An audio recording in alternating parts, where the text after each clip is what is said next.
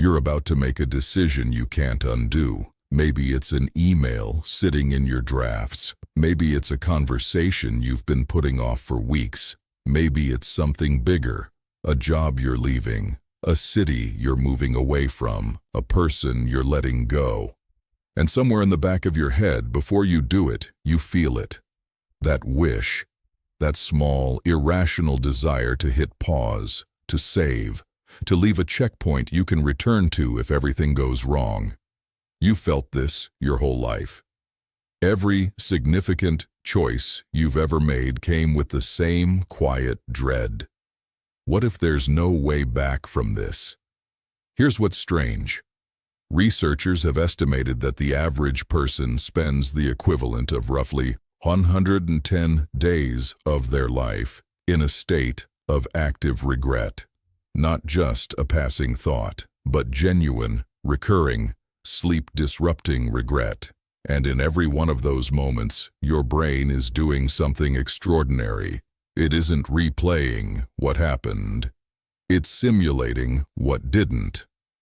So what would actually change if you could save? The answer changes everything we think we know about regret, memory, and what it means for a choice to matter. Let's start with regret. Because it turns out, regret isn't what most people think it is. The common assumption is that regret is about the things you did, the mistakes, the wrong turns, the words you wish you could take back. But in 1994, psychologists Thomas Gilovich and Victoria Medvecch at Cornell University published a study in Psychological Review that reframed the whole picture. They asked hundreds of people to name their biggest regrets, not from last week, but from their entire lives.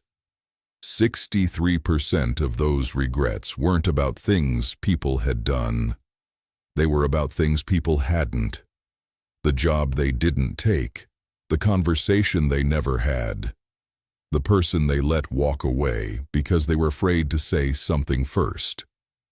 Actions hurt in the short term. You do something wrong, and you feel it immediately, sharply, and then it fades. But inactions hollow you out over a lifetime. They grow, they compound. They show up at 3 a.m. decades later, and here's why. Psychologist Neil Rose at Northwestern University's Kellogg School of Management has spent years studying what he calls counterfactual thinking, the mental habit of generating what might have been. His research found that your brain doesn't just record what happened.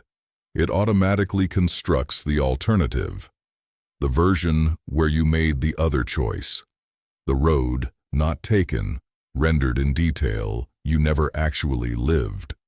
Your brain does this involuntarily, without permission. It is the original save-state simulation, running constantly in the background of every significant moment of your life. You've already been living with a version of the save point. You just can't act on it. This wasn't a flaw. This was your brain doing what it evolved to do, measuring the gap between what happened and what could have, so you'd do better next time. But none of that accounts for what your save file actually is. Here's the part that changes everything. In 2000, neuroscientists Karim Nader, Glenn Schaaf, and Joseph Ledoux at New York University published a paper in the journal Nature that upended 3 decades of memory science. The prevailing model at the time held that memories worked like files on a hard drive. You experience something, your brain encodes it. It gets consolidated, locked away in long-term storage, stable, permanent, done. The idea was that once a memory was formed, it was fixed. What Nader and his colleagues discovered, working with rats and fear conditioning, was something completely different.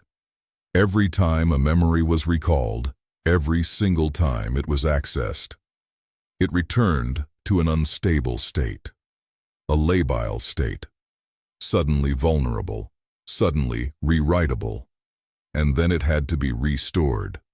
Not identically, but with whatever was present in that moment, the emotion, the context, the person you'd become since then. Layered back in. The memory wasn't being retrieved. It was being rebuilt. And since then, this has been replicated in human subjects. Every time you remember something, your brain rewrites it. The details shift. The faces look slightly different. The conversation that felt devastating at 20 feels smaller at 35.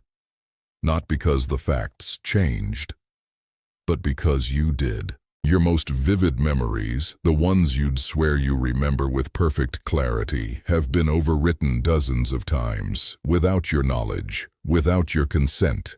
This wasn't retrieval, this was reconstruction, which means you've never actually loaded a clean save file. You've been loading a version of the past that your present self quietly edited on the way out. The save point you're imagining doesn't exist. It never could, because the moment you access it, you begin to change it.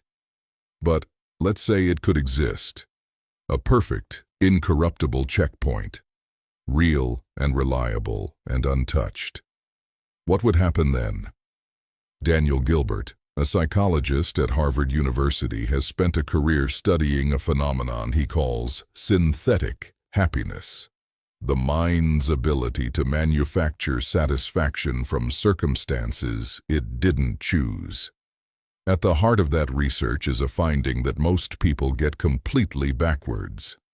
In a study Gilbert ran with participants in a Harvard photography course, students were asked to develop 2 photos and choose one to keep. Half the group were told the choice was reversible.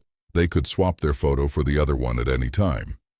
The other half had to decide and live with it. No exchanges. The group with the reversible choice was significantly less happy with their photo, not because they chose worse, but because they never stopped questioning the choice. The open door kept them from ever walking fully through it. Gilbert called this the psychological immune system. It's the internal mechanism that activates when you're genuinely stuck, when something can't be undone, and helps you find meaning in it. Reframe the loss. Build identity around the constraint. Make the life you're actually living feel like the one worth having. But here's the critical detail. It only activates when you're stuck. When the decision is still reversible, the immune system stays dormant. You keep second-guessing. You keep comparing. You never fully inhabit the reality you're in because there's always another one within reach. Barry Schwartz, a psychologist at Swarthmore College, laid this out in his 2004 book, The Paradox of Choice. More options, more reversibility, more ability to undo doesn't produce more happiness. It produces less. The people who suffer most are the ones who can't stop optimizing, who are always asking, what if I'd chosen differently? What if I loaded an earlier save? A life with an infinite undo button is a life where nothing is ever truly chosen. Nothing is ever fully yours, because you could always go back. The save point would have made commitment impossible, and commitment, real, permanent, no way back commitment, is the only thing that turns a life into your life. We call it regret, and we treat it like evidence that we need a way out. But what if regret isn't the problem? What if it's the signal?